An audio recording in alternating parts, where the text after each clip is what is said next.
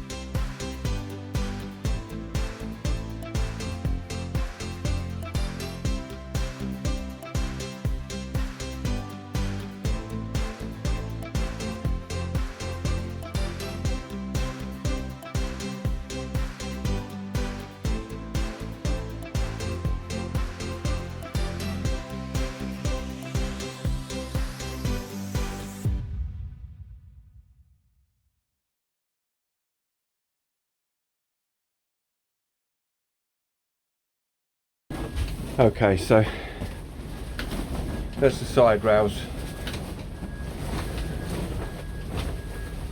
sorted. Now the reason I've put it on a slider, I mean it was on the slider originally on the boat, but the reason I've done it is so that this canopy rail can then drop down, or sorry, canopy bar can drop down, and then it will end up behind the seat cushion. So it'll be tucked up out of the way when you're not using the canopy. But I'm just going to get the canopy measured up now, and then hopefully soon we can have a new canopy on. Right, under the helm roof now, I've put a negative bus bar up there, and I've also put a bar there to terminate the live wires coming up. So each one of these pairs connect to each other, but they don't connect right down like the normal bus bar does. So I can bring the live wires up to here for each associated item, like the lighting under the roof for instance, and then it will carry on from here and then go to the light. So that's what I'm going to do now. So I'm just running all the wires down through the hole, and then once I've got them all in, I'll put them through the bar so I can put the bar back up onto the side of the windscreen.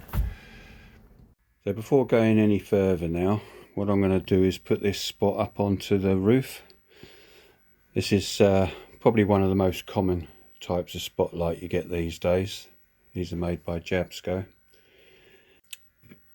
Now I've got two different controls. I've got this one here, which has got straight on off, left, right, up, down. And I've got another controller which is it's got a little joystick on it and switch on and off. I'm probably going to put the joystick one on there, to be honest with you. I think I prefer that one than that one there.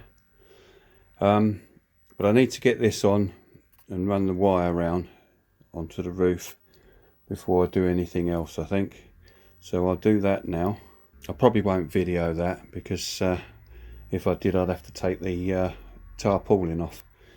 Whereas I can squeeze under there just to drill the holes for this and fit it through. So you see it from the other side. I want to get this windscreen bar that's going to carry all the wire down. So I've run the spotlight across the front of the roof. And that will come down, the sun's a bit bright here, that will come down this part of the windscreen, and all these wires obviously go inside to the fuse box. But what I'm going to do is, rather than putting this lot up and this one down, which is going to make it a bit awkward to get inside the bar, I'm going to affix all these up to the associated points up here, run them round so that they come round with the spotlight wire, and then they all go down the bar together, making life a bit easier. So this bit's done now. Tidied up the cables, pulled them from inside the boat, and then had them all go down in this tube together with the spotlight cable. I riveted that on so you won't see any cables at all coming down there. I'm going to have another control panel just out here. This is one for the spot. It's got a simple on-off switch and then a directional joystick just there.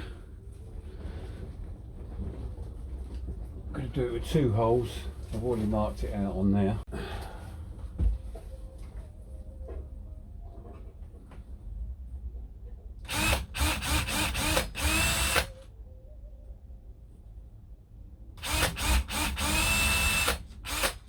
What I'll do is I'll get down to the material with the hole cutter once I've made a mark on it, because it might rip up. I don't really want to do that, especially with this one, because this is a larger hole. It's going to go right near the edge.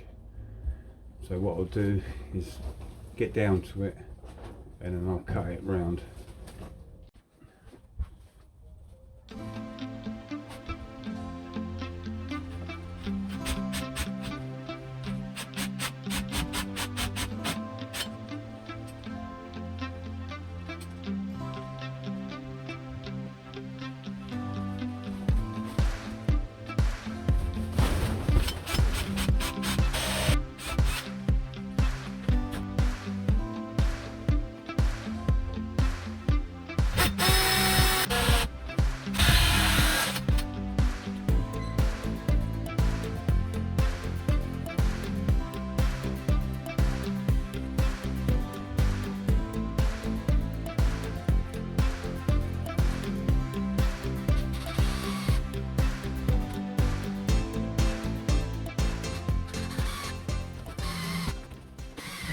I will swap them screws out for black ones. Switch on and off, gives the noise of the wind, and then that's the little joystick there for moving the light. So back inside on that rear side of the spotlight. Now I'll either run the cable across there and up in that corner and then go straight up the screen with all the other wires up to the roof, and that's if I position it centre in the roof, or I will run it from the anchor locker back there down and underneath, through these lockers, back through here, through this locker, and then up that way. and that's if I position the light on the front end. So there's advantages and disadvantages of it. On the roof, which will be in front of the light, and it could possibly make glare, but this is quite a small boat, it's only 22 foot, so I don't really think it's going to affect that. Or I could put it on the front. If I put it on the front, I've got to put more extension lead, because there's not enough lead on the actual light to get all the way through the boat.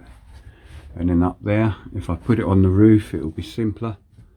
I'm going to have to do this wood across here. I'm going to have to modify that. If you remember, a long time ago I did all the woods for the roof, but now I've got this extra bar coming down.